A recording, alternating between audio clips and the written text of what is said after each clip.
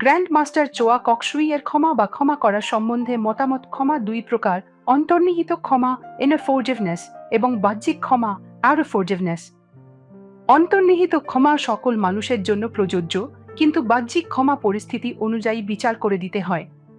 ভুল বা অপরাধ যদি গুরুতর হয়, তাহলে অপরাধীকে বাহ্যিকভাবে ক্ষমা করা যায় না।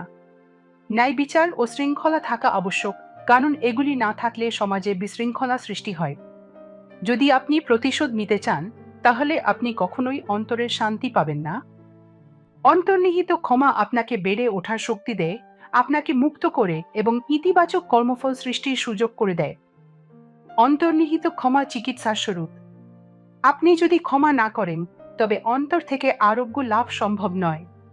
ক্ষমা আত্মাকে সুস্থ করে তোলে। আপনি যদি ক্ষমা না করেন, তবে বারবার অপরাধী ও সেই বেদনাদায়ক ঘটনার কথা ভাবতেই থাকবেন। ক্ষমা ও আশীর্বাদ করার মাধ্যমে আপনি দুঃখের কাদায় আটকে থাকা থেকে মুক্ত হন এবং অন্তরের শান্তি ও স্বাধীনতা অর্জন করেন। অন্তর্নিহিত ক্ষমা ছাড়া একত্ব অর্জন করা অসম্ভব। আপনার মন এতটাই অপ্রয়োজনীয় চিন্তা ও আবেগে ভরে যাবে যে আপনার জীবন নষ্ট হয়ে যাবে। আপনি নিষ্প্রভ হয়ে পড়বেন। আপনি যদি এটিকে জীবন বলে ডাকতে চান, ডাকতে পারেন। আমি একে সময়ের অপচয় বলি। শত্রুদের মোকাবিলা করার একমাত্র উপায় হলো ক্ষমা করা ও ভুলে যাওয়া।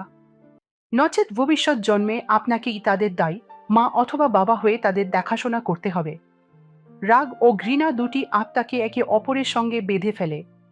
আপনি যখন কাউকে ঘৃণা করেন, তখন তার সঙ্গে একটি শক্তির বন্ধন তৈরি হয়। আপনি সেই ব্যক্তির সঙ্গে শৃঙ্খলিত হয়ে পড়েন এবং আপনার আত্মা তার সঙ্গে জড়িয়ে যায়। আপনি যদি মুক্ত হতে চান, তবে মানুষকে ক্ষমা করতেই হবে। নীরবে বলুন, নমস্তে, আমি আপনার অন্তরের ঈশ্বরত্বকে প্রণাম জানাই। আমরা সবাই ঈশ্বরের সন্তান। আমরা সবাই ভুল করি। আমরা সবাই ক্রমাগত বিকশিত হচ্ছি। আপনাকে ক্ষমা করা হয়েছে। ঈশ্বরের আশীর্বাদ আমার সঙ্গে থাকুক এবং আপনার সঙ্গেও থাকুক। শান্তিতে এগিয়ে যান। 7 দিন ধরে প্রতিদিন 7 বার করে পুনরাবৃত্তি করুন। চোখের বদলে চোখ চাইবেন না। আপনি যদি ক্ষমা করেন এবং ক্ষমা প্রার্থনা করেন, তবে যে বন্ধন আপনাদের একে অপরের সঙ্গে বেঁধে রেখেছে তা ছিন্ন হয়ে যাবে। মুক্ত হতে হলে কিছু মানুষকে সচেতনভাবে বারবার ক্ষমা করতে হয়। ক্ষমা করা কি ঠিক বা কে ভুল এ নিয়ে নয়, বরং সঠিক কাজটি করার বিষয়। শুধু কাউকে ক্ষমা করার অর্থ এই নয় যে তাকে আপনাকে আঘাত করতে দেওয়া উচিত।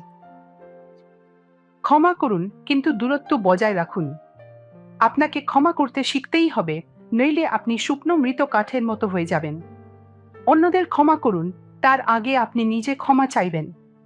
আপনি যত ক্ষমা করবেন, ততই আপনি ক্ষমা প্রাপ্ত হবেন।